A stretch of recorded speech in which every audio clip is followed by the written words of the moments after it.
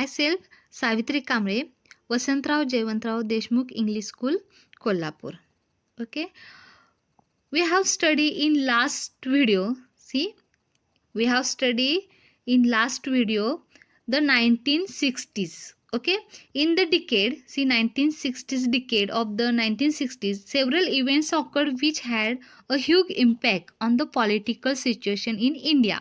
The regions of the Goa, Diu, Daman were freed from Portuguese rule and became parts of the Indian Federation. The tensions between India and China on the northern border, which had been rising since 1950, culminated in the war of 1962 between two countries, India and Pakistan. This war was fought in the region of the McMahon Line. After India became independent, Prime Minister Pandit Jawaharlal Nehru led the country.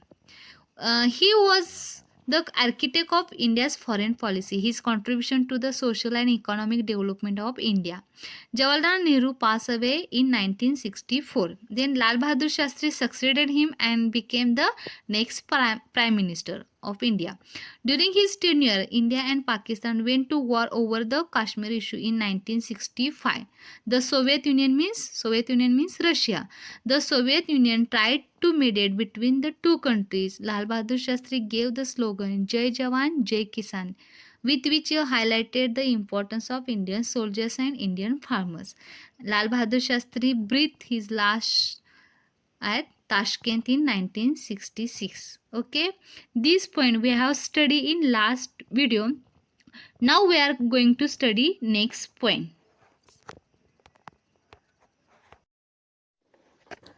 See, next point. Indira Gandhi became the Prime Minister of India in 1966. Okay, जब लाल बहादुर शास्त्री की death हुई, कब? 1966 में। लाल बहादुर शास्त्री की जब death हुई 1966 में, तब हमारी कंट्री की प्राइम मिनिस्टर कौन बनी? इंदिरा गांधी। मतलब ये हमारी कंट्री की थर्ड प्राइम मिनिस्टर थी इंदिरा गांधी। ये किसकी बेटी थी आपको मालूम है? हमारे पंडित जवाहरलाल नेहरू की बेटी थी Indira Gandhi. Okay, Indira Gandhi became the prime minister of India in 1966.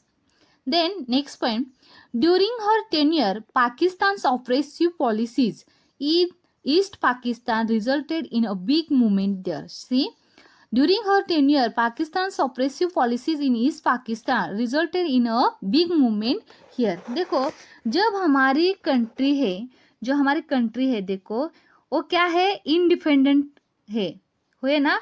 जब आज़ादी हुई थी, हमें आज़ादी मिली थी, तो उसके बाद में दो कंट्री डिवाइड हुई थी। देखो, जब हमारी कंट्री इंडिपेंडेंट हुई, आज़ादी हुई, तब दो कंट्री डिवाइड हुई थी, इंडिया और पाकिस्तान।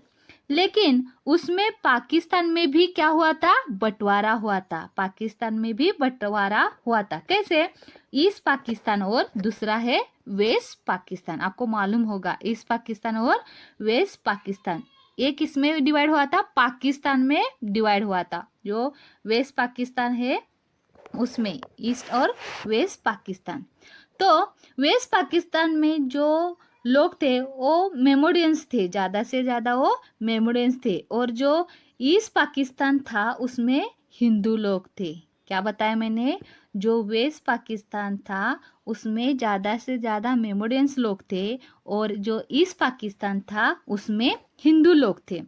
तो ईस्ट पाकिस्तान को अब देखो बच्चों, ईस्ट पाकिस्तान को अब बांग्लादेश से जाना जाता है। जो ईस्ट पाकिस्तान है उसे अब बांग्लादेश से नाम से जाना जाता है। जो वेस्ट पाकिस्तान था वो ईस्ट पाकिस्तान को टॉर्चर करता था। वेस्ट पाकिस्तान ईस्ट पाकिस्तान को टॉर्चर करता था। ऑपरेसिव पॉलिसी उनके एडॉप्ट हुई थी, तो उनके लिए ऑपरेसिव पॉलिसी क्या हुई थी? एडॉप्ट की थी ईस्ट पाकिस्तान के लिए। तो देखो, टॉर्चर करता था यानी क्या? तो टॉर्चर करता, वो ईस्ट पाकिस्तान बंगाली बोलता था। क्या? ईस्ट पाकिस्तान के जो लोग थे वो बंगाली बोलते थे, और वेस्ट पाकिस्तान में थे वो उर्दू बोलते थे, उर्दू लैंग्वेज बोलते तो। लेकिन पाकिस्तान क्या चाहता था, जो बंगाली है, इस पाकिस्तान में जो बंगाली है वो भी क्या करे, उर्दू ही लैंग्वेज यूज करे, ऐसा उन्हें लगता था पाकिस्तान। तो इस तरह इस पाकिस्तान को वेस्ट पाकिस्तान बहुत ही टॉर्चर करता था और उनके लिए ऑपरेसिव पॉलिसी अडॉप्ट की थी और बहुत बड़ा आंदोलन भी किया था इस पाकिस्तान ने वेस्ट पाकिस्तान से छुटकारा पाने के लिए। देखो, during her tenure Pakistan oppressive policy in east Pakistan resulted in a big movement there. Next point, this movement was led by Sheikh Mujibur Rahman and his organisation Mukti Bahini. This movement was led by Sheikh Mujibur Rahman and his organization मुक्ति बहिनी। जो आंदोलन होता है देखो, तो वो organisation के थ्रू ही होता है ना। जो आंदोलन होता है, जो मूवमेंट होता है, वो ऑर्गेनाइजेशन के थ्रू ही होता है। तो ये जो आंदोलन हुआ था वो कौन से ऑर्गेनाइजेशन के थ्रू हुआ था, मुक्ति बहिनी, most important, his organisation Mukti बहिनी। और इसका जो लीडर थे वो कौन थे, main leader. This movement was led by Sheikh Mujibur Rahman and his organisation Mukti Bahini, don't confuse.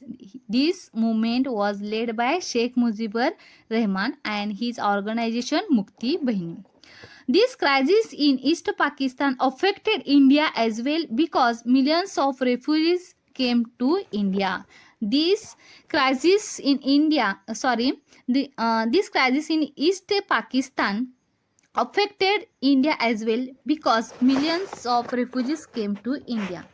जो इस पाकिस्तान को जो मूवमेंट चल रहा था, हमने अभी देखा, तो इसका असर इंडिया पर भी पड़ा।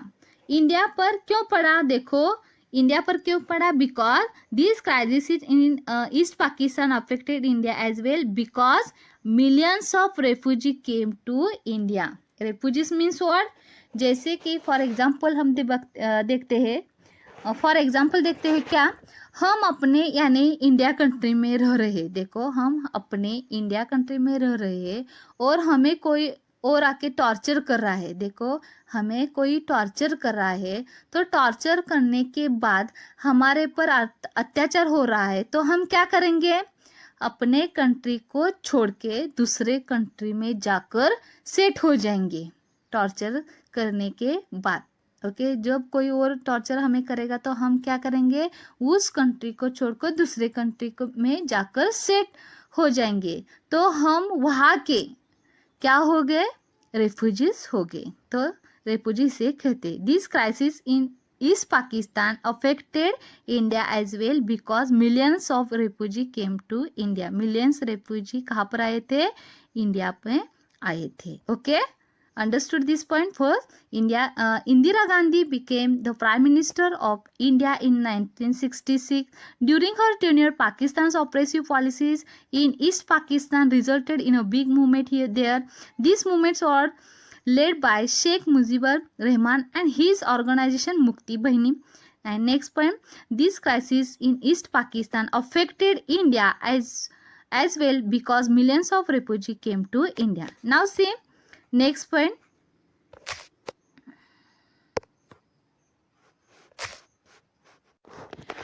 सी नेक्स्ट पॉइंट, अब हम देखेंगे 1970s में कौन से इवेंट हुए। See next point, the 1971 war between India and Pakistan led to the creation of an independent country called Bangladesh. तो क्या, सी जो इंडिया और पाकिस्तान के बीच में जो वॉर चल रहा था, कब, 1971 में, तो उसमें क्या हुआ, एक इंडिपेंडेंट कंट्री क्रिएट हुई, उसके वजह से कौन सी कंट्री क्रिएट हुई, Bangladesh. See the 1971 war between India and Pakistan led to the creation of the independent country called Bangladesh. See next point, as a part of India's policy to use atomic energy for peaceful purposes, India successfully carried out an underground test of an atomic device at Pokhran in Rajasthan in 1974. तो as a part of Pakistan's policy, see, as a part of India's policy, as a part of India's policy. ये जो राजस्थान में Pokhran area में atomic test हुई, कहाँ पर? राजस्थान में Pokhran area में जो एटॉमिक एनर्जी टेस्ट हुई, हमारे कंट्री ने वो किया था और वो क्या हुआ था? सक्सेसफुल भी हुआ था। तो वो कंट्री वो इंडिया का एक पॉलिसी का पार्ट ही था, वो इंडिया का पॉलिसी का पार्ट ही था। तो इसलिए इंडिया ने एक किया, इंडिया ने न्यूक्लियर टेस्ट किया, तो उसमें एटॉमिक एनर्जी पॉलिसी थी। वो किस लिए थी? किस लिए थी? पीसफुल मीन्स के लिए, किसी को नुकसान पहुंचाने के लिए ये नहीं किया था, किसी को डिस्ट्रॉय करने के भी लिए नहीं किया था। तो जो टेस्ट हुई वो सक्सेसफुल हुई कब? 1974 as a part of India's policy to use atomic energy for peaceful purposes. Peaceful purpose के लिए ये क्या था? Atomic energy for peaceful purposes.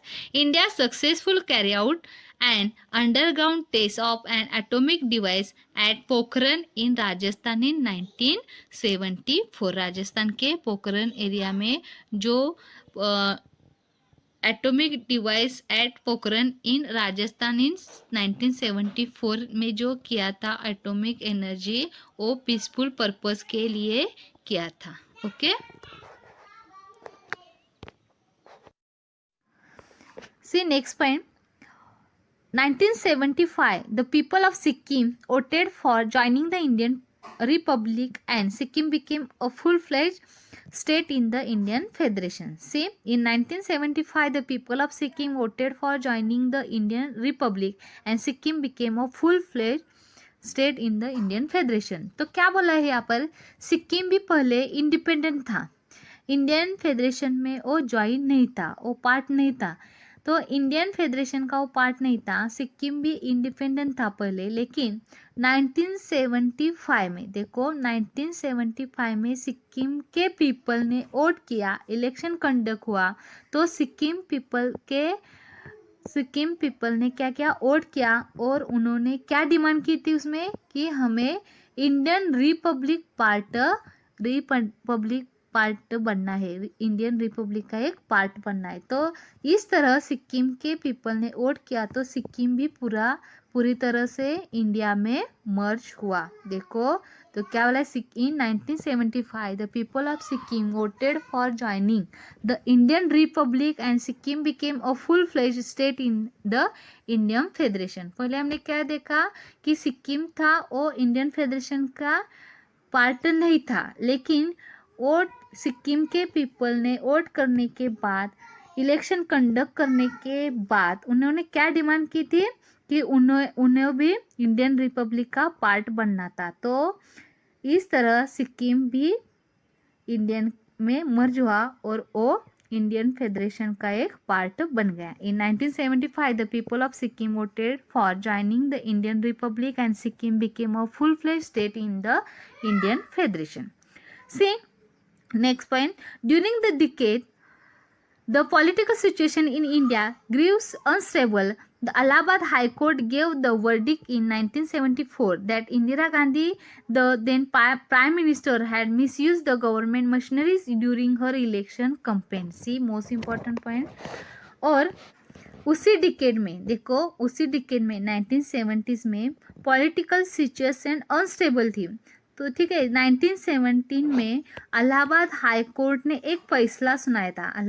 Allahabad high court ने फैसला क्या था कि क्या फैसला था वो? इंदिरा गांधी के ऊपर पीपल ने एक ब्लेम लगाया था, क्या कि इलेक्शन कैंपेन के टाइम जो इलेक्शन चल रहा था, देखो इलेक्शन कैंपेन था, जो इलेक्शन चल रहा था उस समय, तो उस समय इंदिरा गांधी ने अपने गवर्नमेंट मशीनरी का मिसयूज़ किया था, ऐसा उन पर ब्लेम लगाया था। तो गवर्नमेंट मशीनरीज का मतलब क्या है? देखो गवर्नमेंट मशीनरी मीन्स कोई भी सामान यूज़ करना गवर्नमेंट का, ओके, करप्शन के साथ वोट देना, तो ऐसा ब्लेम इंदिरा गांधी पर लगाया था। देखो during the decade the political situation in India grew unstable, the Allahabad high court gave the verdict in 1974 that Indira Gandhi, the then Prime Minister, had misused the government machinery during her election campaign. Okay, next point, it led to a nationwide strike and protest. तो उस समय क्या हुआ था? It led to nationwide strike and protest हुआ था. During this period, the situation became more complicated due to the movement led by Jayaprakash Narayan. तो इस मूवमेंट में जयप्रकाश नारायण भी क्या थे? अपोज में थे इंदिरा गांधी के. देखो, जो स्ट्राइक हुआ था, जो प्रोटेस्ट हुआ था, during this period the situation became more complicated due to the movement led by Jayaprakash Narayan also. The situation of law and order in the country worsened and the government declared a state of national emergency on the basis of the constitutional provision relating to emergency. See, the situation of law and order in the country worsened means what? खराब. तो उस समय the situation of law and order, law और order की situation क्या थी country में? Worsened, खराब थी. And the government declare what? Government declare national emergency. National emergency Indira Gandhi के प्रोटेक्ट के लिए. देखो, the government declare a state of national emergency on the basis of, वो क्या है? कॉन्स्टिट्यूशनल प्रोविजन का एक हिस्सा है, constitutional provision relating to emergency. Okay, understood this point. Now see next point. See next point. During this turbulent period, the fundamental rights of Indian citizen were suspended. See, government ने जब emergency declare कर दिया, emergency को declare कर दिया, तो जो भी इंडियन सिटीजन के राइट है जो हमारे कॉन्स्टिट्यूशन ने प्रोवाइड किए हैं, वो क्या हो गए? सस्पेंडेड. देखो, during this terminated period the fundamental rights of Indian citizen were suspended. Due to the emergency, the Indian administration became disciplined, but the human rights were restricted. देखो, तो क्या हुआ? पीपल गवर्नमेंट के खिलाफ नहीं जा सकती, और जैसे ही इंदिरा गांधी ने नेशनल इमरजेंसी डिक्लेयर किया, तो इंडियन एडमिनिस्ट्रेशन, हमारे जो कंट्री की एडमिनिस्ट्रेशन थी, वो क्या हो गई? डिसिप्लिन में आ गई. तो but human rights were restricted, but human के अधिकार क्या हो गए? रिस्ट्रिक्टेड हो चुके थे उस समय. During this terminal period the fundamental rights of citizen, Indian citizen was suspended due to the emergency. The Indian administration became disciplined, but the human rights were restricted. Then next point, the period of national emergency lasted from 1975 to 1977 and after that general election were conducted. जो इंदिरा गांधी ने national emergency declare किया, तो वो 1975 से लेकर 1977 तक चला. कब से लेकर कब से तक? 1975 से लेकर 1977 and after that general election were conducted. तो उसके बाद जनरल इलेक्शन कंडक्ट किया. On the backdrop of the emergency many opposition party came together and formed a party called the Janata Party. See, on the backdrop of the emergency, many opposition parties came together and formed a party called the Janata party. सी, जैसे कि ये government में ऐसे होता है, अगर government के ऊपर ब्लेम लग गया, तुरंत उसके सामने, उसके अगेंस्ट में अपोजिट पार्टी क्या हो जाती है? खड़ी हो जाती है.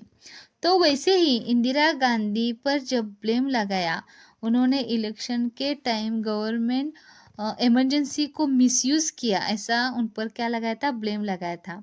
तो उनके खिलाफ नेशनल इमरजेंसी चल रहा था. तो वो 1975 तक चला. 1975 से लेकर 1977 तक चला. तो उनके अगेंस्ट में बहुत सारी अपोजिट पार्टी खड़ी हुई और उन्होंने मिलकर एक पार्टी फॉर्म किया. तो उसका नाम क्या था? जनता पार्टी. ओके, उनके अगेंस्ट में जनता पार्टी खड़ी होगी.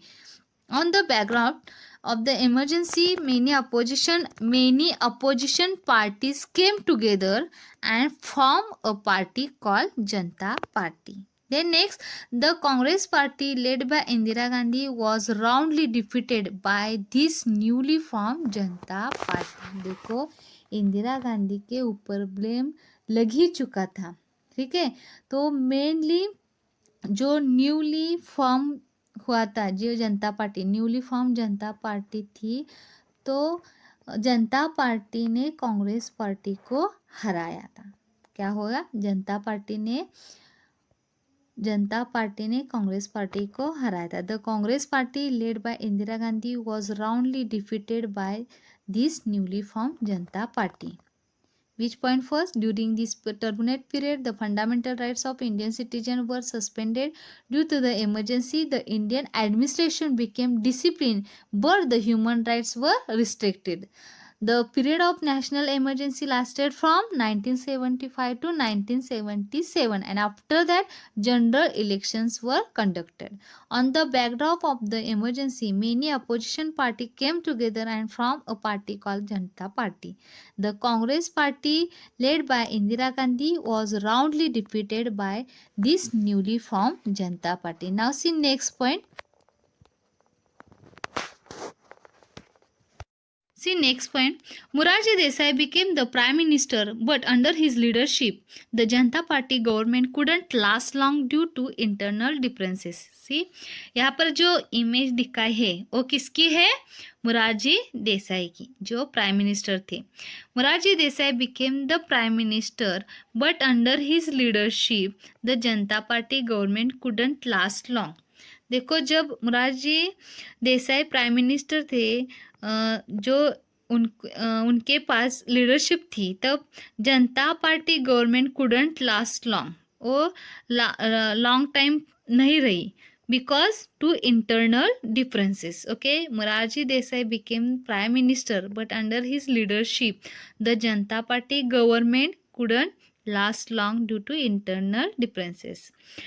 Dear students, you read this point carefully, okay, and if you any doubt, you ask me, and next point we'll see next lecture. Okay.